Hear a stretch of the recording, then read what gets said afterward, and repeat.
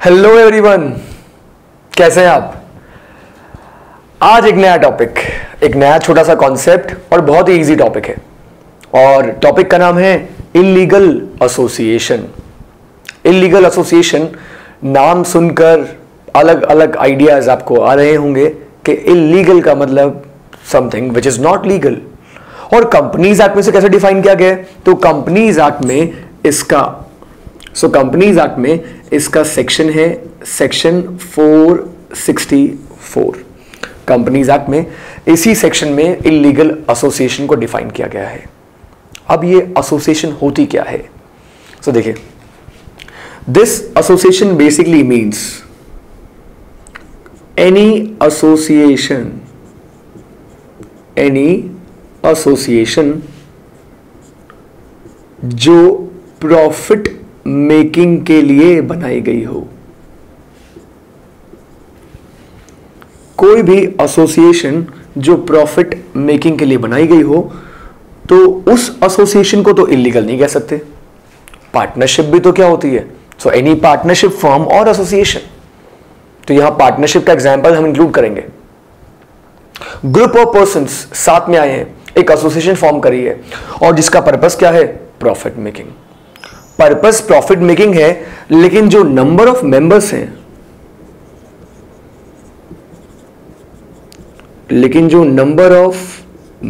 हैं, that is exceeding beyond 100, that is exceeding beyond 100। यहां मैंने 100 क्यों लिखा है, मैं आपको इसका लॉजिक दे रहा हूं, एक रीजन बता रहा हूं कि यहां मैंने 100 क्यों लिखा है। तो कोई भी पार्टनरशिप या एसोसिएशन जो प्रॉफिट मेकिंग के लिए बनाई गई है और जिसमें नंबर ऑफ पर्संस कितने हैं, एक्सीडिंग बियॉन्ड 100 से ज्यादा है। लेकिन 100 को लेकर बड़ा कंफ्यूजन था, वो कंफ्यूजन अभी आपका क्लियर कर देता हूं। देखिए, पार्टनरशिप एक्ट 1932 में ये डिफाइंड ही नहीं था कि मैक्सिमम नंबर ऑफ पार्टनर्स कितने हो सकते हैं एक पार्टनरशिप फर्म में। ये डिफाइन था कंपनीज एक्ट 1956 में। और कंपनीज एक्ट 1956 को और कंपनीज एक्ट 1956 में लिमिट थी 10 और 20। सो बैंकिंग नॉन बैंकिंग के अकॉर्डिंग वो 10 और 20 की लिमिट थी। तो मैक्सिमम मेंबर्स जो हो सकते हैं उस एसोसिएशन में, अगर वो बैंकिंग है या नॉन बैंकिंग है, बैंकिंग है तो 10 और नॉन बैंकिंग है तो 20 इंडिविजुअल उसके मेंबर हो सकते हैं। लेकिन जब नया वाला कंपनीज एक्ट आया, तो नए वाले कंपनीज एक्ट ने उस पार्टनरशिप फर्म वाली जो लिमिट थी मैक्सिमम नंबर ऑफ पार्टनर्स की, उसको चेंज किया और चेंज करके लिमिट कर दी कितनी, 100। उस लिमिट को बढ़ा के 100 कर दिया गया। लेकिन एक और ट्विस्ट आ गया। ये जो 100 की लिमिट थी, this was as per section 464। ये कंपनीज एक्ट में लिमिट कितनी थी, 100 की थी।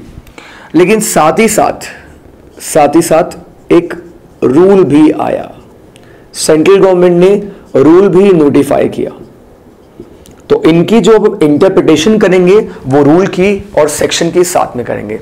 सेंट्रल गवर्नमेंट ने इसके लिए जो रूल नोटिफाई किया, उसमें लिमिट डाल दी 50 मेंबर्स की। लिमिट डाल दी गई 50 मेंबर्स की। तो 50 और 100 दो लिमिट्स आ गई। इन दो लिमिट्स को हमें कंपेयर करना है। तो अब शायद आपके दिमाग में क्वेश्चन ये आए कि सर कितने मेंबर मैक्सिमम अलाउड है, 50 और 100? Answer is 50। क्योंकि सेक्शन 464 में तो ये प्रोविजन डाला गया है कि अगर गवर्नमेंट चाहे तो इन फ्यूचर इस लिमिट को एक्सीड करके 100 तक कर सकती है। लेकिन अभी इस लिमिट को 50 रखा गया है। तो आप, मैं, अगर हम कोई पार्टनरशिप फर्म फॉर्म करते हैं तो उस पार्टनरशिप फर्म में मैक्सिमम नंबर ऑफ पार्टनर्स कितने हो सकते हैं, तो मैक्सिमम नंबर ऑफ पार्टनर्स होते हैं 50। लेकिन अगर इन फ्यूचर गवर्नमेंट को लगा कि 50 की लिमिट कम है, तो गवर्नमेंट कंपनीज एक्ट में अमेंडमेंट किए बिना ही, यही कंपनीज एक्ट का सबसे बेस्ट फीचर है कि कंपनीज एक्ट ने गवर्नमेंट को फ्रीडम दी है कि गवर्नमेंट बिना एक्ट को अमेंड किए लिमिट को इंक्रीज कर सकती है। तो अभी लिमिट 50 है, but in future government without amending the companies act can increase the limit up to 100। और सर अगर लिमिट 100 से ज्यादा हो जाए तो कंपनी बना लीजिए, तो प्राइवेट कंपनी में 200 की लिमिट होती है, लेकिन पार्टनरशिप फर्म में अब जो लिमिट है, बैंकिंग नॉन बैंकिंग ऐसा कोई डिफरेंशिएशन नहीं किया गया है, अब लिमिट लगा दी गई है 50। सो किसी भी पार्टनरशिप फर्म में मैक्सिमम नंबर ऑफ पर्संस कितने हो सकते हैं, 50। और अगर ये लिमिट एक्सीड कर गई तो, और अगर ये लिमिट एक्सीड कर गया, वो एसोसिएशन या वो फर्म अगर इस लिमिट को एक्सीड कर देगी, तो लिमिट एक्सीड करने के बाद it will become illegal association, तब वो इलीगल एसोसिएशन बन जाएगी। तो फॉर एग्जांपल, अगर किसी पार्टनरशिप फर्म में देयर आर 50 मेंबर्स, ठीक है, लिमिट तक है, लेकिन उन्होंने कुछ और मेंबर्स को, उसमें कुछ और पार्टनर्स को इंक्लूड कर लिया, तो अब कितने हो गए, अब तो सर जितने इंक्लूड किए हैं तो लिमिट और बढ़ जाएगी। लिमिट बढ़ी नहीं है, लेकिन उनकी जो पार्टनरशिप फर्म है वो क्या बन गई है, इलीगल। उस पार्टनरशिप फर्म ने मान लीजिए 2 नए पार्टनर्स को इंक्लूड कर लिया, तो एग्जिस्टिंग पार्टनर्स कितने थे, सो एग्जिस्टिंग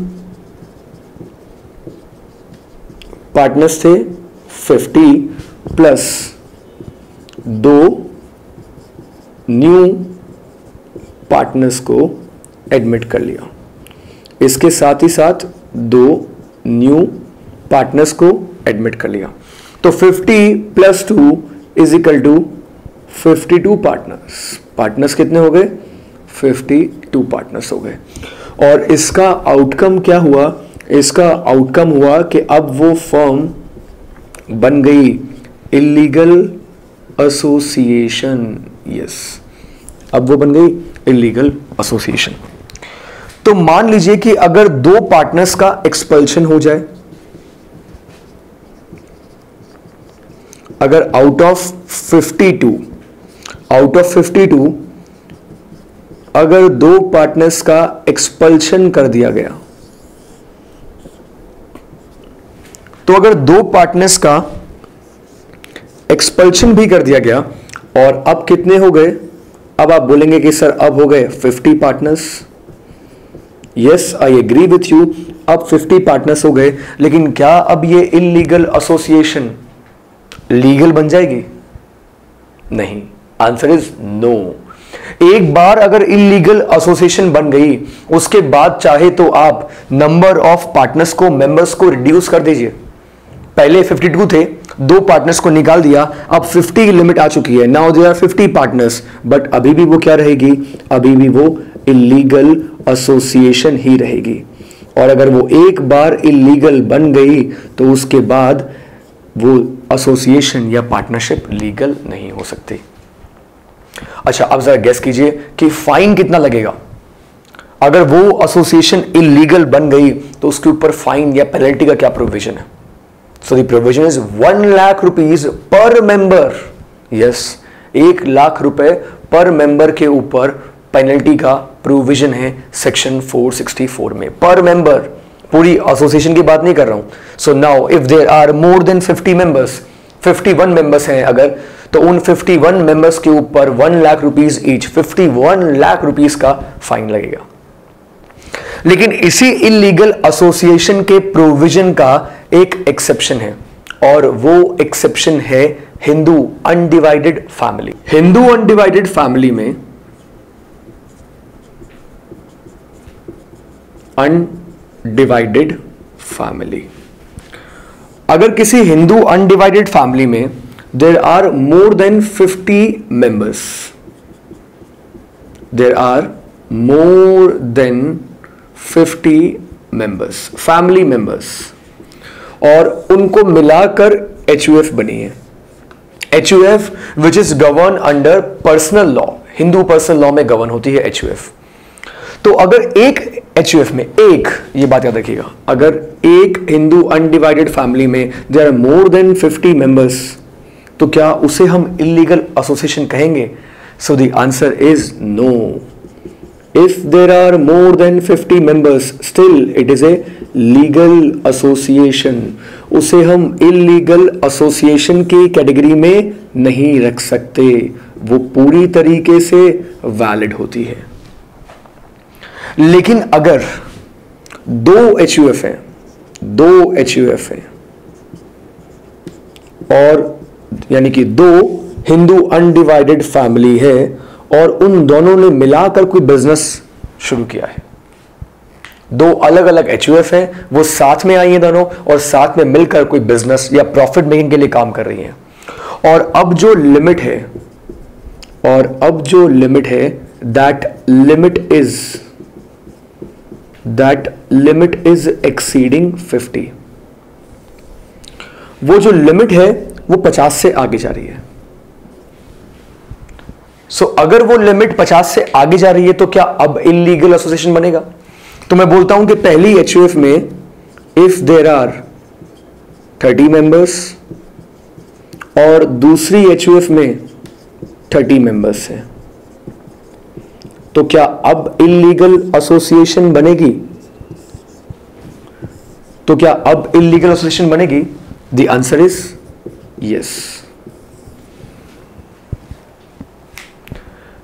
एक इलीगल एसोसिएशन, एक एचयूएफ में more than 50 members allowed, but दो एचयूएफ को मिलाकर more than 50 members are not allowed. So that was the topic of illegal association. Stay tuned for more videos. Thank you so much.